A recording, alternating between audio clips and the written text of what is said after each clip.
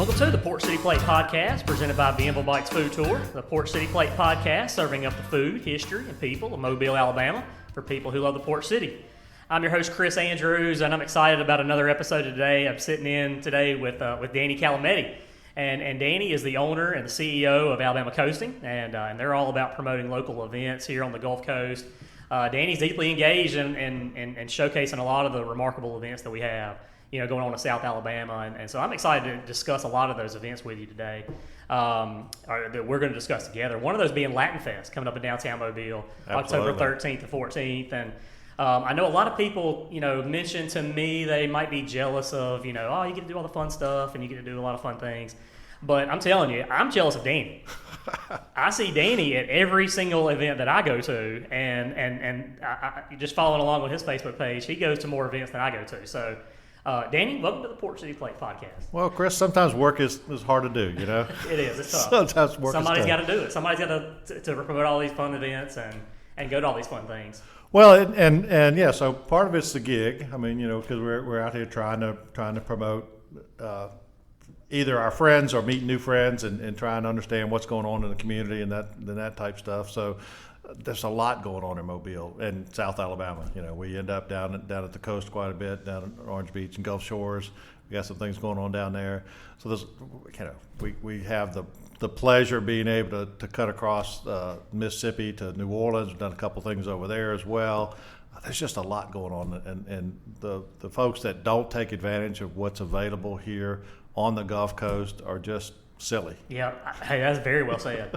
Before we get into a lot of those events, I wanted to get your background. I know you're a McGill Tulane grad, and just coming off the recent Murphy win, a couple, Friday night.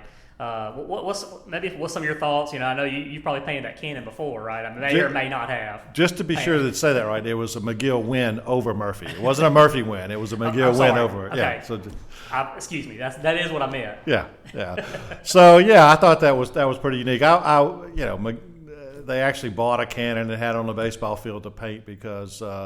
Well, we won't get into the silliness, but I'll tell you my favorite McGill Murphy story, and this right. My dad played football for McGill, and he was all state. He was a little squatty, stubby lineman, but one of the McGill Murphy games, they ran the Fumblerooski. If you know Bobby Bowden's, they ran the Fumblerooski, and he ran it for a touchdown, and there was a guy from Murphy that chased him down the field.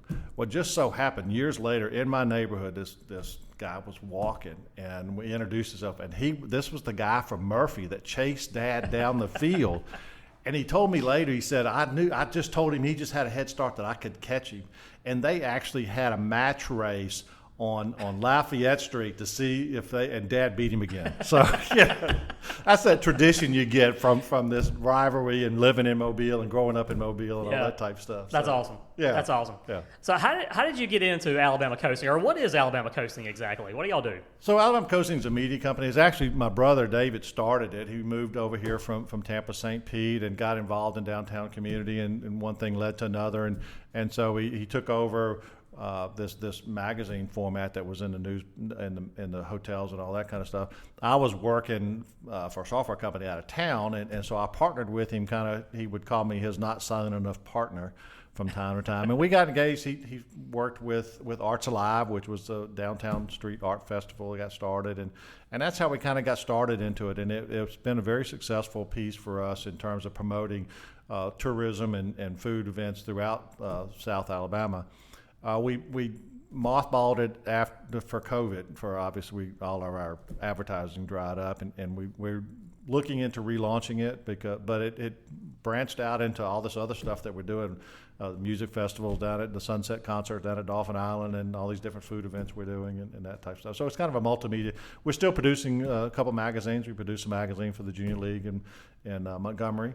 And we produce a great magazine for a veterans group called A Hero. If you're looking for something to get involved with, it's aherousa.org. I'll give that plug. It's a great veterans organization supporting and dealing with vet suicide. Yeah, they're very cool. Yeah. I guess you have to have a lot of connections, right, to pull off a lot of these events and stuff. So what kind of how have you made these connections? Well, there's one or two Calamettis in town, and I tell people, the good news is that usually when somebody says, "Are you related to?" I don't have to duck, so that's so that's a good news. But it's about relationship building. It's about, as you say, I'm at a lot of events and meeting people and talking to people and being genuinely supportive of the events that are going in town. There are some things that I may not be interested in, but I'm there anyway because it's important to somebody else. That's right. Yeah. So what role exactly does Alabama Like Hosting play in the events? Do y'all plan the events, or do y'all help market some of the events? Yes. So it just depends on what role. Sometimes we are deeply engaged in the planning of the events. We just did, working with Orange Beach Gulf Shores Chamber of Commerce, we did a big tailgate cook-off challenge over there. It's a first-time event that we're looking to do annually, and then there are some other events that we just basically promote. Yeah, I know one of the first times I think you and I met was when I was getting certified to be a food judge, and so tell me about that. How did y'all get into the food judging world? Well, that was when we were doing Alabama Coasting. We were doing media stuff, and we got introduced to the World Food Championships when it was down at Gulf Shores Orange Beach. And that was our entry into the food fight business and food competitions. That was just a great entry. The food competition is a fun event. It's very competitive. The chefs are very competitive, but there's also a lot of surprising camaraderie. Nobody sticks their foot out and trips the chef when he's trying to turn in his dish. So it's really interesting. And then there's the product. I mean, it's what some of these chefs are doing, whether it's a home chef that has just learned on her own, or it's a grizzled veteran that's been in the restaurant business forever. The creativity and the products that they're putting out is just amazing, and how they come up with this stuff. Yeah, that was probably the biggest takeaway I had from the World Food Championships when I was down there judging. You'd see people like Roy from Butch Cassidy's, but then you'd also see home chefs and big name chefs as well. So I mean, it was such a variety of people that are doing really good things. And the judging sounds like fun, but it's a challenge. Hey, it's tough. It really is. Yeah, it is. And part of what we do, and we really stress this in when we teach judging and when we select judges for different events, we really focus on the fact that you're not a food critic. You're a food cheerleader. These people sweat and put their hard-earned talents into their dishes, and so we don't want to be overly critical of them. We want to judge them fairly, but it's not. You're not there to pick them apart. You're there to find out what's good about their dish, being fair, and you're not just giving them 10s because they turn something in. But that's something we really stress, is you've got to be fair, but not be this prima donna food critic. Right. Yeah. We tend to lose those emails from time to time. Are y'all still involved with the World Food Championships? We're to an extent. We're not a state partner like we used to be, but there are 6 or 8 teams that are going to be going to Dallas in November. We got Stevie's Kitchen. Stevie won the Fairhope Gumbo contest. Which that's coming up first part of November again. That gumbo contest is always a great contest. So we got Stevie out there. Megan Bratton from Rolled Ice Cream over and she just won the cook-off that I was telling you with Gulf Shores Orange Beach. That was a golden ticket. Chef Brody from Voyagers is going. He won the Great American Seafood Contest, which is a great contest hosted out of New Orleans. Okay, that was a fabulous dish. And then Chef Fletch from Island House is also going. So those are just local chefs that are going. And then there's several others. A buddy of mine, Chad Whittington from up in Gaston, is going. That's one of the great things about, we've met chefs from all over that have become friends of ours, and that are just great people. That's very cool. So a lot of these events that we have around town, like you mentioned, the Fairhope Gumbo Cook-Off. So how do you know which one of these events are going to become? How do you get that golden ticket to compete in the World Food Championships? Well, you know how it is. You write a check. So the World, just a little background. World Food Championships, we describe it as a cross between March Madness and the Super Bowl. There are 10 different categories. There are 20 teams in each one of those categories. And so you have to have a certified event that's certified by World Food Championships to win a golden ticket. And so there are 400, 500 teams that go to Dallas to compete in each one of these 10 categories. And then they wheel them down. There's 2 different rounds. So you end up, after the first round, you have 10 competitors go on into the second round, and then you have a final. So you end up with 10 competitors that then turn around and compete together for the final championship. So it's an amazing competition. And what's cool about it is, even though after the first round there's only, you whittle down most of the competitors, everybody still hangs around. There's still different food events going on. We always end up with a competition between our friends from Puerto Rico and our Alabama team that's out there. We actually, the Puerto Rican team, we won the tiebreaker. We had 3 years of Alabama versus Puerto Rican teams, and the Puerto Rican team won it last year, so they won the tiebreaker. That's cool. Yeah.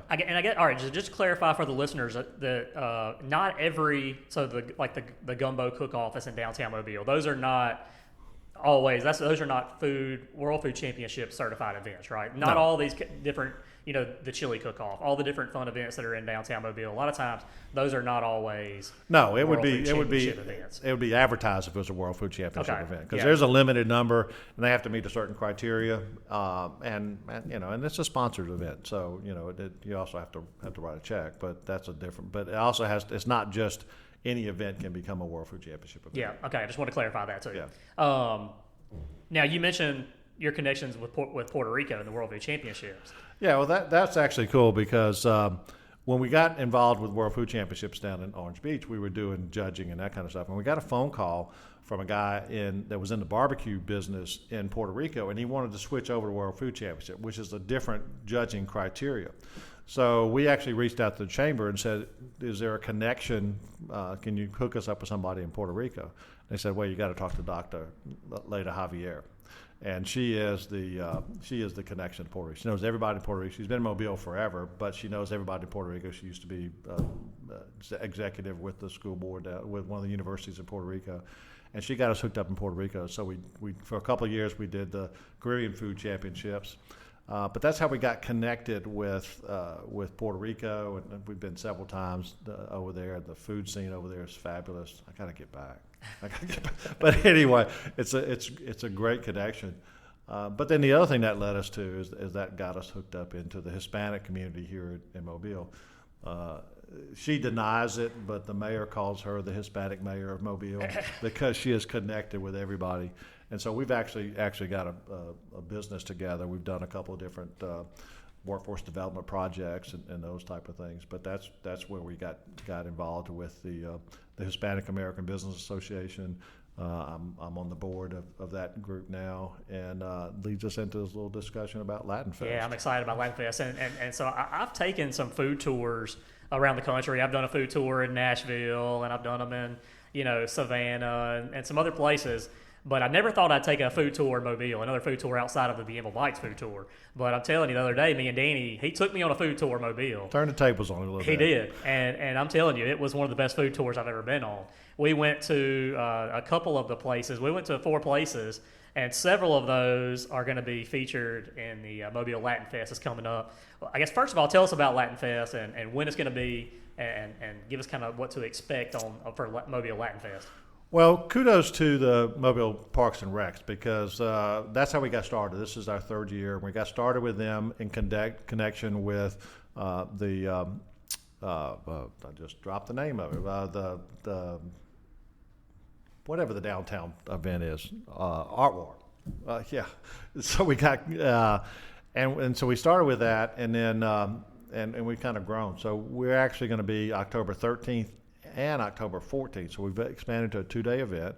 The 13th, that Friday night, will be with Art Walk, and we'll be in Cathedral Square. And then the 14th, we're moving over for a family day at Mardi Gras Park. But the first year we had 4 food vendors, and the lines were wrapped around the park. This year we've got 22 food vendors. Authentic food from Mexico, from Venezuela, from Chile, from Puerto Rico. It's going to be fabulous. But the thrust of Latin Fest is really, for the most part, the Hispanic community kind of self-segregates outside of downtown. They don't really have a lot of downtown presence. And so the idea was to bring them into the community downtown and to introduce the community at large to this rich tradition that we have available to us throughout South Alabama that many folks don't know. And so that's really what this is all about. It's about music. Latin Fest has a ton of music, food, crafts, dancing. We have a little parade. It's going to be fun. And it is the largest downtown event outside of Mardi Gras. Yeah, that's fantastic. Yeah, so it's going to be a great time. I'm excited about it. And a couple of places that we went with, the first stop we made the other day was Palates, yes, which just recently won a Nappy Award for best desserts. Yeah, and rightfully so. They've got some really cool popsicles, and Fabian was kind of telling us about some of the process of how they make them and all that. I was really kind of blown away when he kind of was giving us behind the scenes. Yeah, and what's so cool about it is his family's in the restaurant business, but he wanted to do something different, and so he really wanted to introduce traditional Mexican desserts to the Mobile community, and it's the restaurant is, his place is just fabulous. Yeah, it is. Yeah. Now, and I'll go ahead and just I did get his phone number while we were there, and so we are going to set up a time for us to record a podcast real soon. So I'm excited to hear his story. You won't have any trouble getting him to talk. No, that's right. That's for sure. And another one of the stops, and Dr. Javier, she took us to Lay's house. Aruma Soto's. Yes, and she cooked had a fantastic tres leches for us there. So she does traditional Venezuelan desserts and all, and so that's her business is Soto Catering. She'll be at our park. She was also one of our first graduates from the culinary program that we do. We'll talk about that a little bit with Bishop State and Coastal Community College. Yeah. But she does traditional Venezuelan desserts, but also she mentioned had some great cookies. But part of the fun of learning about these Latin traditions is the cookies are traditionally Venezuelan, but the Argentinians claim that they made them too. Yeah, that's right. There's always a debate. Yeah. Whether it's Mardi Gras or cookies. Yeah.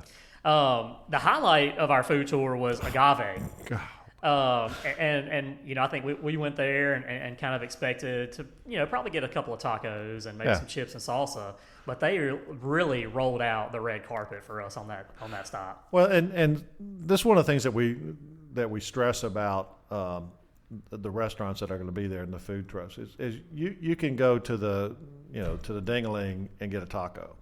It's just like you can go to that McDonald's place and get a hamburger. But if you really want a hamburger, you go see Roy, or you go to Blind Mule, or you go over to Cali's and get a Cali hamburger. That's where you're really getting a burger. Well, this is a family-owned restaurant. They've been there and they're bringing out. They brought us traditional street tacos. They brought us tamales. They brought us ceviche. And I'll let you talk about your favorite dish. Yeah, the Mexican po' boy. We're gonna go in depth on that for sure. But yeah, they brought out 3 different flavors of Fresca, for us to drink. It was an experience. And that was kind of my takeaway was, man, if you're going to the our local Mexican restaurants and just getting a beef taco and rice and beans, like you're really doing yourself an injustice, because there's some other things on these menus that are authentic Mexican dishes that will really blow your mind. And I would suggest that you talk to either the server or maybe even ask to talk to the manager or something and get their suggestion. The reality is that the servers may not have that fluid in English. So, but don't be afraid to ask them what they recommend, because they're cooking authentic food, but they want you to taste their traditions. They don't want to just serve you a taco and let you get on. They want to serve you the stuff that they're proud of and that their family has been proud of forever. That's a good point. That's a really good point. And I guess all Mexican restaurants are not equal too. Different some Mexican restaurants have owners that are from a different part of Mexico. And that's what Paco was saying. Mm-hmm. Pedro was saying. That's what Pedro was saying, was that he's got a couple of restaurants. He's got a restaurant over in Lost Point that, unfortunately, Chris and I are going to have to go over there and visit him, because we promised him we'd go visit his restaurant. It's one of those dreaded tasks that we have to do. But he's talking about how there are the differences, and even in Mobile with Aztecas that we. can't ever say that right. Yeah. The Aztecas was so impressive, and going out to of course, if you've been in Mobile long enough, you've probably eaten at Aztecas. But the West Mobile location, their newest one, and it's an experience. I mean, it's they've got a little booth there where they've got the handmade tortillas that they're making right there, and like I said, the manager was kind of telling us about their atmosphere, and you don't hear traditional Mexican music. You're gonna hear Taylor Swift and some of the pop songs, and it's just a really cool environment. They got the roll up garage doors, and again, and we haven't even talked about the food. We just talked about the environment. But some of the food's really, really good there too, and like I said, it is authentic Mexican dishes there too. I was really impressed too. You gave me a tour of y'all's commissary that you're working on. Tell me about the commissary and kind of the idea behind that. So, in working with the Hispanic American Business Group, one of the issues that we were dealing with is that in their home countries, a lot of times the ladies will, and sometimes men, but they're used to cooking in their home kitchens, and then they're selling their food out on the streets. When they come to this country, oftentimes they do the same thing without benefit of a health department license or a business license or anything. Well, there's a couple of issues with that. One, they're at risk, but also they're not selling that food to me or you. They're selling it to only the people they know. And so we're not getting the opportunity to sample this traditional food. So one of the things that first thing we did is we worked with both Bishop State and Coastal Community College to modify their culinary program. So we teach it in Spanish, but in addition to providing them with 5 or 6 different food handling certifications, we also included some entrepreneur lessons. So this is how you start your business license, this kind of stuff. So we've already had 40 people graduate from these 2 programs, but they're still cooking out of their home kitchens. And so what we've started working, we had a grant from Commissioner Ludgood as seed money, but we've actually beginning to develop final phases of opening our culinary kitchen, the Continental Commissary and Continental Kitchen. It's going to be over at Airport Boulevard at Azalea Road. And this will provide them it's a shared kitchen facility, kind of like the Fuse project here, but it's a shared kitchen facility, so they'll have access to commercial kitchen space. It'll be a membership. They'll be able to store food there and develop their own businesses as they get started, and then there'll be a back of the house, front of the house, this type of stuff. So it's really exciting. We're really looking forward to it. I'm super excited about this. I think it's going to be a game changer for the Hispanic community in our area, because we've got so many talented people that are just kind of just needing an opportunity. Well, and to be clear, it's not just Hispanic. It's really focused on the underserved community. But it's going to be, and that's really the idea. It's not just it's a helping hand. It's helping these folks that need access to commercial kitchen space, giving them a chance to begin their entrepreneur journey.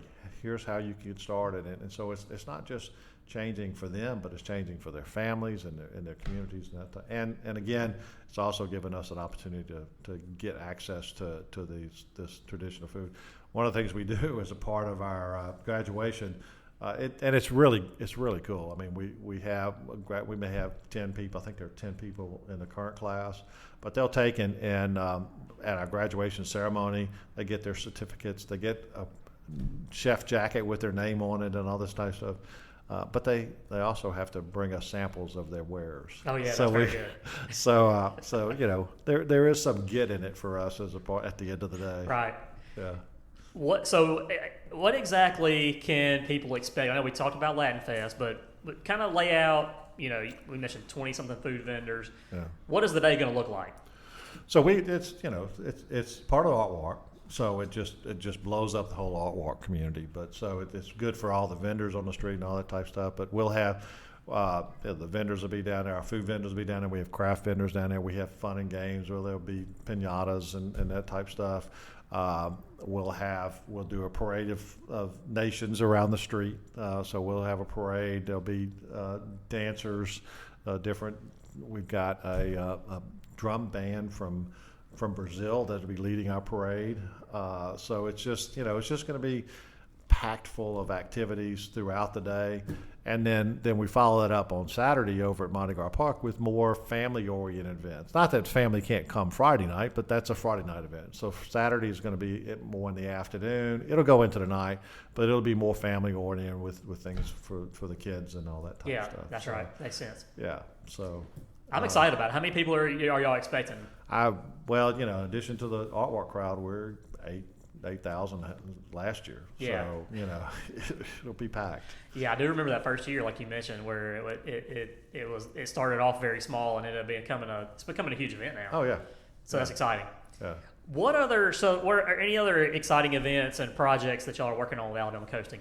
Well, again, we always got our fingers in different pies, and they all tend to kind of meld together. I'm working with a gentleman named Tom Kaz, and Tom's he's a Mobile guy. He's been out in Vegas for a while. He's a veteran, and he's got a new project called Whiskey Town. So Whiskey Town has multifaceted. It's Whiskey Town barbecue sauce, but he's also got a Whiskey Town CD, Whiskey Town War, and the proceeds of all this go to help veterans. So Tom and Tom's an entertainer. He actually had a hypnotist show out in Vegas, and he's so this Thursday night over in Orange Beach at D-Max Bar and Grill, which is a Louisiana restaurant that's recently opened up. They actually were one of our competitors at the Orange Beach Gulf Shore that I cook off. But Tom's got a show over there. He's going to do his Hypnaughty show, which is more of an adult hypnotism show. It's a lot of fun. I've been to it before. It's a lot of fun. And following that show, he's got to do his CD release party for Whiskey Town, and it's very moving. It's got some real strong support for veterans, and there's a couple songs in there that are really cool. So it's just a great event. So I happen to be signed up because I end up doing a lot of stuff. So I'm gonna go over there and take my friend Deborah Hodges, Hall Sausage. We're gonna actually sample some of her sausage with the Whiskey Town barbecue sauce. So it's kind of a mixed bag. Sounds good. We'll have to report back, or have to get Deborah to update us on the Port City Plate Facebook group about that. Yeah. Yeah, she does an awesome job. Oh, she does. Deborah's a great gal. And you talk about, so she's involved with the Bras Across the Causeway group, the race group, this breast cancer awareness group, a breast cancer fund. Let me correct that, because that's what I love about Bras Across the Causeway is it's not about awareness, it's not about research. It's a fund that directly benefits people who are dealing with breast cancer. Right. We've paid mortgages, we've paid car notes, we've paid insurance premiums. It's just a great fund. That's fantastic. Yep. Yeah, Deborah and I met at the first time we met, and we talked about this on the podcast episode that I did with her. That we met at one of the cooking competitions down in Dolphin Island. Yeah. And so anyway, that was another connection that you and I have with one of our past guests. Yeah. All right, so our next segment of the podcast is called Meat and Three. So we've already gotten into the meat of the podcast, and now I've got 3 burning questions for you. All right. So I'll put you on the spot. If you could have a meal with any figure in Alabama history, oh wow, who would it be? Where would y'all go? Oh, who would it be? Where would I go? In Alabama history. Golly. I've never asked this one before. Okay. Let me come back to that one. All right. So the second one is, what's some of your favorite lunch spots in downtown Mobile? Or not in downtown Mobile. Favorite lunch spots around town? Oh, well, I mean, we're regular at the Blind Mule, so that you can't go wrong with the Blind Mule. I've mentioned it already. There's Blind Mule, Callahan's, and Butch Cassidy's. Yeah. Those, the trifecta. Those would be my three, Yeah. What's some other spots that you may go to? Judy's. Yeah, that's a good one. Yeah. So yeah. All right, so you've done a lot of things with Alabama Coasting. We mentioned Mobile, Baldwin County, all across both counties, even coastal Mississippi and New Orleans. So give us a under the radar restaurant that's not in Mobile, but that's within driving distance to any of these places that we need to go to. Well, let's see. And again, I wish I'd made a note of this. It's I may have to post it on you. It's the cafe at the Isle Capri Casino. He won the Mississippi Seafood Contest, Chef Calvin Light. they've actually that casino has 2 or 3. Jackie Seaver won the World Food Championship a couple of years ago. They've got some great chefs over there. I think of the name of the restaurant, but it's okay. Is that the Owl? It's just a great little place. Okay. I went over there to talk to him, and we spent an hour and a half. He's just talking about food, and he's got some history over here in Mobile and that kind of stuff. Yeah. So, all right. So if anybody's going to the casinos, that would be the one to go to if you're going to go eat, right? You're going to eat, yeah. All right. You want to go back to the question about Alabama history? Anybody in Alabama history? Anybody in Alabama history? Well, I got the Bo Jackson connection, but I've already eaten with him. Well, tell us about that. That's a good one. Well, I mean, I'm sure you meet celebrities, right, at some of these things, and Bo Jackson was one that participated in the World Food Championship a couple years ago. Bo was good. So we got the opportunity to meet with Bo when he was promoting his line of burgers, and people don't know Bo's in the food business as well. And so we got a chance to work with him some in promoting his burgers and that type of stuff. And he's a very sharp business guy, but he's also very generous with his time and that type of stuff. And so we worked with him with a couple.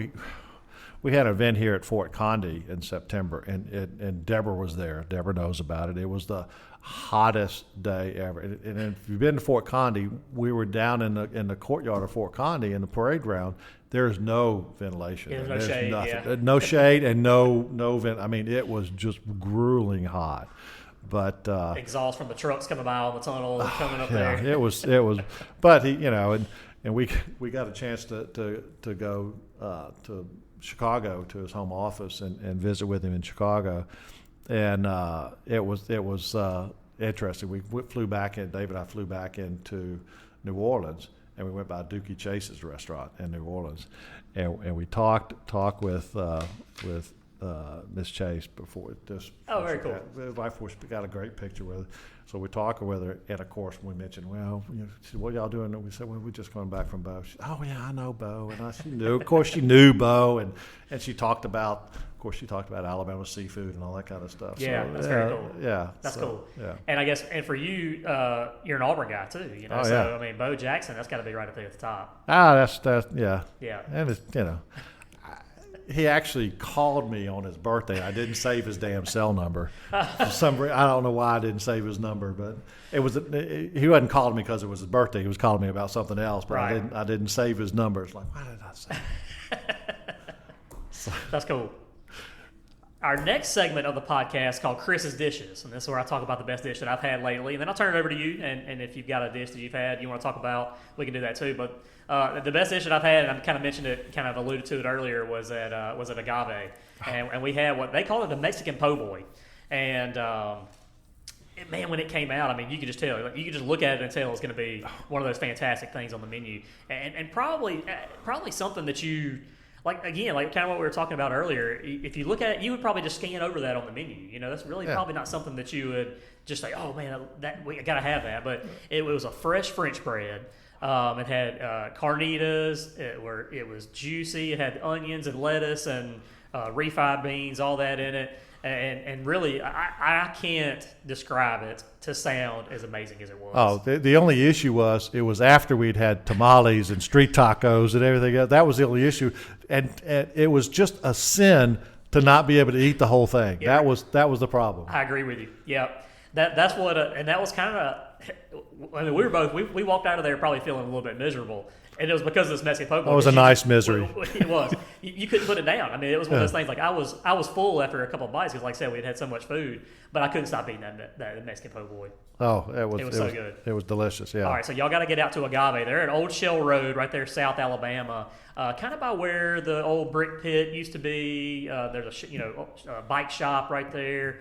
That's going to be where they're at. So y'all got to get out to Agave. I'm telling you, they're doing some good things out there. And we've mentioned a lot of the dishes that we had. I mentioned the fresca, and we mentioned some of the ceviche. But that Mexican po' boy, that would be my recommendation. If you need a Mexican fix, you need to get out to Agave. Absolutely. Danny, what about you? You got any dishes that you've had lately? Yeah, actually, I recreated a dish, and it's actually on my Thanksgiving I've been ordered to prepare it for Thanksgiving. I'm going out to Texas, and I got to prepare it. So, we had the chance to work with different folks. So we were over at this little place over there in Fairhope called Billy Stitt's place, Billy's Bacon. Oh yeah. If you guys are bacon aficionados and you have not had Billy's Bacon, you have not had bacon. Yep. So he talks about his pork is serenaded because his smoker is right behind his music stage. But we were over there for an event. We took his thick cut sliced bacon and we cut it down about cracker size, and we grilled that. And we had our buddy Zerlot from this little place called Murder Point Oysters. And we grilled those oysters, and we put that on top of the bacon, used the bacon, and then a little butter, and Parmesan, lemon. And then, now what we did the other day, we fixed it. We finished it off with just a sprinkling of fresh crab meat on top of that. Oh man! Yeah, that's speaking my language right there. Yeah, that's kind of a smorgasbord of the best taste around. That's good stuff. That's a good of an oyster as you'll ever get right there. And that is a South Alabama oyster. Yeah. That needs to be on a menu somewhere right there. Oh yeah, a Murder Point oyster with some Billy's bacon. So I tell you, Louis, we were in Birmingham with a friend of mine, and we went to lunch at a place called Automatic Seafood. Okay. Heard of it, yeah. So Automatic, it was an automatic sprinkler company or something for years and years and years. And Automatic was on the side of the building, so they just kept the name when they converted it to a seafood restaurant. So we got a dozen oysters. And when it came out, I thought I recognized. I asked the server, where are these oysters from? I don't know. So he went and found out. I said, they're from Murder Point. And so I told him, I said, do you know about Murder Point? No. Well, so these are farm-raised oysters. So they raise them and they grow them in bins right above the waterline. That way they can raise them lower and control the salinity. But oysters by nature like to spread out. They grow ugly. They like to spread. And so what they do at Murder Point is they'll pull them out of those cages, and they have this big, huge drum. And they roll them in this drum, and it breaks the edges off. And the oysters basically go, oh hell, and they huddle up, and they form these beautiful little bells. And that's why they're so small and beautiful, and they look great in the windows of all these fancy oyster houses, which is why they charge so much for Murder Point oysters. But it's just and as Zorlat said, butter. They taste like butter. Yeah, they're just gorgeous. Yeah. Yeah, that's another one. I got to get down there to his place and check it out. Yeah. So he's got a retail place over in the Wharf too. But, okay. Yeah. But so you got time for one more story? Yeah. Oh yeah. Absolutely. So we did a deal over at Julie Sweets, which is in Fairhope. You want to give another plug if you want to get away, treat your wife or to go to Jubilee Sweets. It's a place right on the bay. It's a gorgeous getaway place. But we had a food event there. And this was coming out of COVID. There were 8 or 10 influencers that all they did was post this stuff. And many of them had never been to Alabama. Well, this one guy, buddy, was from Canada. And he'd never been to the U.S., much less Alabama. So he comes down here. He grew up in the interior of Canada, but he grew up watching Chef Paul Perdue. So he was loved all that New Orleans style seafood and all that kind of stuff. Well, as everybody was leaving, his flight was going out the next day. So David and I said, well, he was coming over here. So, well, you love Paul Perdue. What about going down to Byler Battery? So we took him to Byler Battery. We went by the Zerlot's place there from Murder Point Oysters. We got an oyster that was in the bay that morning. Then we took him to Catalina Seafood. We had Royal Reds, we had gumbo, we had West Indies salad, we had all that at Catalina, and we finished it off for dessert at Lighthouse with crab claws. Oh man, that's fine dessert. It was just great. So it was just a great time. Yeah. So yeah, if you need somebody else to give you a food tour other than myself, Danny Calametti is your man, because he can hook you up on some of the best food tours outside of the Bienville Bites food tours. Outside of Bienville Bites food tours. Well, Danny, I've enjoyed it. It's been a good episode. Yeah. I appreciate you coming in today. Oh, but we didn't talk about we didn't talk about our cocktail contest, which is one of the food tours that you and I went on over at Squid Ink. That's right. Because the Squid Ink won our cocktail contest last year with their Santa Maria, and they've got a port that they want we do there's a cocktail contest we do as part of our Latin Fest.